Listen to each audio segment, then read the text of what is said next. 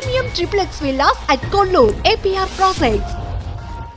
ఈ మాస్టర్ ప్రవీణ్ మరణానికి సంబంధించి కుటుంబ సభ్యులు ప్రభుత్వ విచారణ మీద నమ్మకం వ్యక్తం చేస్తున్నా కొందరు రాజకీయ ముసుగులో దీన్ని ఒక వివాదం చేద్దామని చూస్తారు. దీన్ని ఎలా కంట్రోల్ చేస్తారు?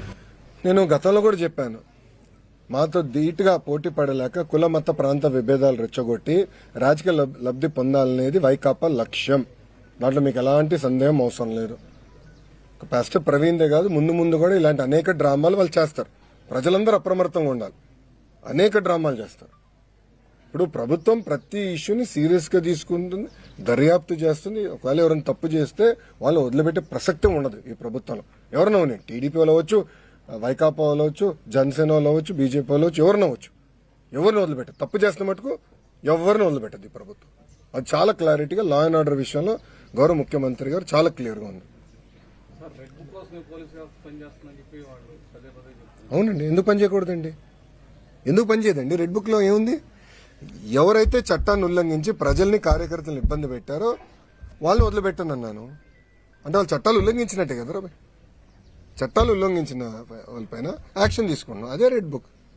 యాక్షన్ తీసుకుంటాం, దాంట్లో ఎలాంటి డౌట్ లేదు. ఇది రాజారెడ్డి రాజ్యాంగం కాదండి. గేట్లకి తాళు కడతాం, ఏం తప్పు చేయనోడి పైన దొంగ కేసులు పెడతాం. అలా ఎప్పుడు చేయలేదు.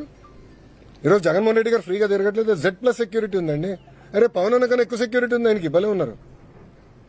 పవన్ అన్న కన్నా ఎక్కువ సెక్యూరిటీ ఆయనకు ఉంది. పవన్ అన్న classification Z category, Jaganmohan Reddy గారికి Z+. ప్రభుత్వమే బుల్లెట్ ప్రూఫ్ వాహనం ఇచ్చి, ఆయన ఆంధ్ర రాష్ట్రంలో ఎక్కడ తిరిగినా ప్రభుత్వమే బుల్లెట్ ప్రూఫ్ వాహనం ఇచ్చి వెళ్ళిస్తుంది. ఏనాడు ఆయన గేటుకి మేము తాడు కట్టలేదే. ఏనాడు ఆయన చేయాల్సిన కార్యక్రమాలకు మేము అడ్డుపడలేదే.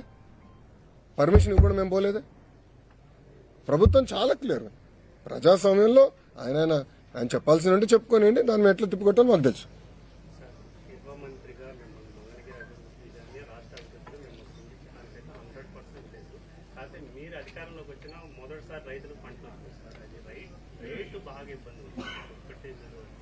అన్న ఇప్పుడు మీరు చూస్తే వరి తీసుకుంటే, వరి విషయంకి వస్తే, ఒక్క నిమిషం పూర్తి చేయను. వరి విషయం తీసుకుంటే గత ప్రభుత్వం పెట్టిన బకాయిలన్నీ చెల్లించాము. మన ప్రభుత్వం కొనుగోలు చేసినంత డబ్బులు ఇచ్చేస్తాం జరిగింది. ఇప్పుడు మిరప ఉంది. కొన్ని వేరియంట్స్ కి తక్కువ వస్తున్నాయి, కొన్ని వేరియంట్స్ కి ఎక్కువ వస్తున్నాయి. అది కేంద్ర ప్రభుత్వం ఇంటర్వెన్షన్స్ 11,500 కింద చేశాం. పసుపు నేను మానిటర్ చేస్తున్నాను. నేను పర్సనల్ గా పసుపుని నేను మానిటర్ చేస్తున్నాను. ఈ 2-3 రోజులు ఆర్టికల్స్ కూడా నేను చూశాను. అది నేను మొత్తం మానిటర్ చేస్తున్నామా. దానికి ఒక కమిటీ వేశారు. అంటే మనోహర్ గారు, అచ్చెన్నాయుడు అన్న వీళ్ళందరూ కూర్చుని వాళ్ళు కోఆర్డినేట్ చేస్తున్నారు. ఇది ప్రతి కేబినెట్ మీటింగ్ లో కూడా మేము డిస్కస్ చేస్తున్నాం. రైతులు నష్టపోకుండా చూసుకునే బాధ్యత ఎన్డీఏ ప్రభుత్వం తీసుకుంటుంది.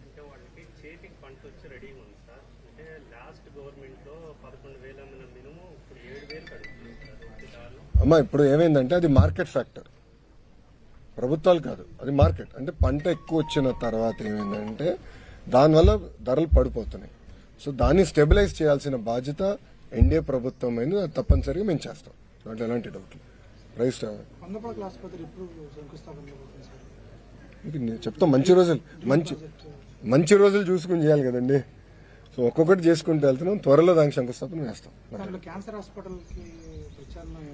100% చేస్తాం. ఓకేనా? సుమన్ టీవీలో మీ పర్సనల్ అండ్ బిజినెస్ ప్రమోషన్స్ కోసం కింది నెంబర్కి కాంటాక్ట్ చేయండి.